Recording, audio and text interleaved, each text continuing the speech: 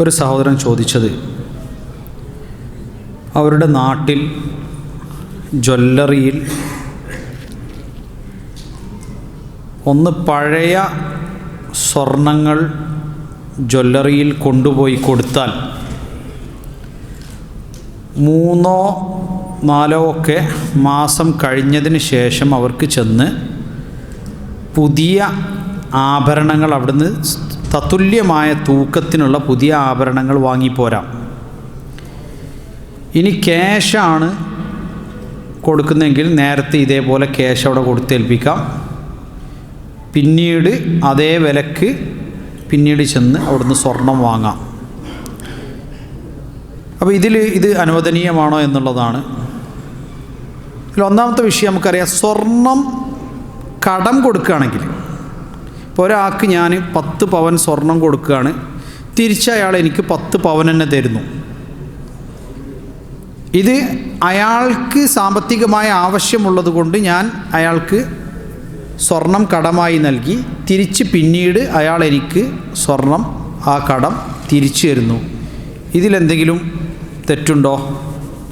ഇതിൽ തെറ്റ്. ഇത് സാധാരണ നിലക്കുള്ള മുദായനത്ത്, കടബാധ്യത, കടമിടപാട് എന്ന് പറയും. പക്ഷേ ഈ ജ്വല്ലറിയിൽ യഥാർത്ഥത്തിൽ നടക്കുന്നത് അതാണോ?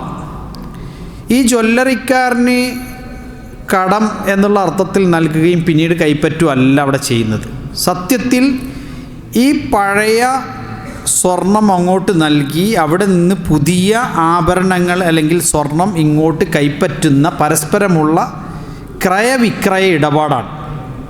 എന്ന് പറഞ്ഞു കഴിഞ്ഞാൽ 3 മാസം കഴിഞ്ഞ് അല്ലെങ്കിൽ 4 മാസം കഴിഞ്ഞിട്ട് ഇദ്ദേഹം ചെല്ലുമ്പോൾ ഈ പഴയ സ്വർണം അവിടെ ഇരിപ്പുണ്ടെന്ന് വിചാരിക്കാം ജ്വല്ലറിയിൽ. അതന്നെ തിരിച്ചെടുത്തിട്ട് ഇതാ നിങ്ങളെ സ്വർണം എന്ന് പറഞ്ഞ് കൊടുത്താൽ ഇയാൾ തൃപ്തിപ്പെട്ട് തിരിച്ചു പോരുമോ? തിരിച്ചു പോരൂല. മറിച്ച് എന്തടിസ്ഥാനത്തിലാണ് ഈ സ്വർണം നൽകി? ഈ പഴയ സ്വർണം കൊടുക്കുന്നതിന് പകരമായി എനിക്ക് വേറെ സ്വർണം അല്ലെങ്കിൽ പുതിയ സ്വർണം തരണം എന്ന അടിസ്ഥാനത്തിലാണ്.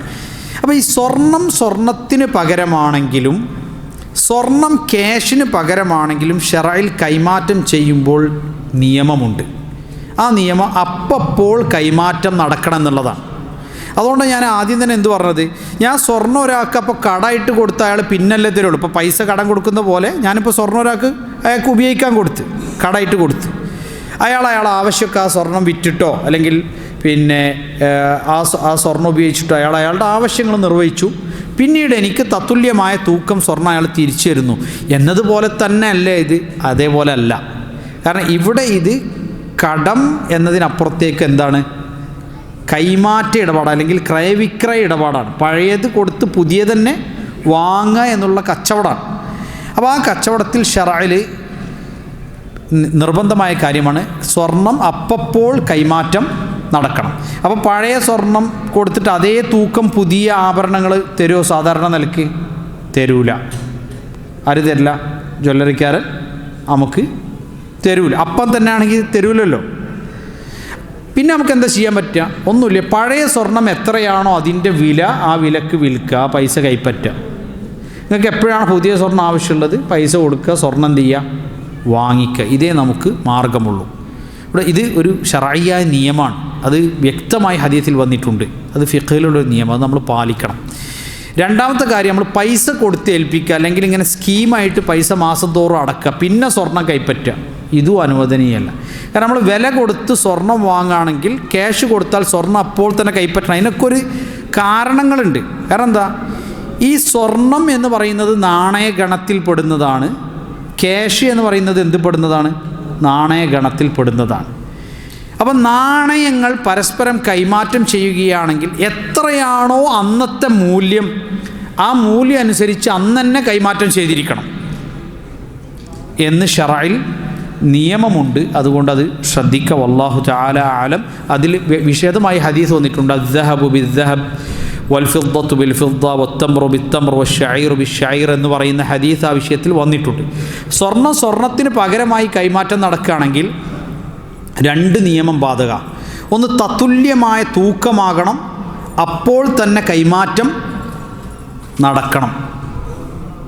ഈ 2 നിയമം ബാധക. അതുകൊണ്ട് പഴയ സ്വർണം പുതിയ സ്വർണവുമായി വ്യത്യസ്ത തൂക്കത്തിൽ കൈമാറ്റം നടത്താൻ നമുക്ക് പറ്റില്ല. അതുകൊണ്ടാണ് പഴയ സ്വർണ്ണം എത്രയാണോ അതിൻ്റെ വില, ആ വിലക്ക് വിൽക്കുക, ആ തുക കൈപ്പറ്റുക. പുതിയ സ്വർണ്ണം നിങ്ങൾക്ക് ആവശ്യമാണെങ്കിൽ വാങ്ങുക, വാങ്ങാതിരിക്കുക നിങ്ങളുടെ ഇഷ്ടം. അതാണ് ആ വിഷയത്തിൽ ചെയ്യേണ്ടത്. വല്ലാഹു തആല അഅലം.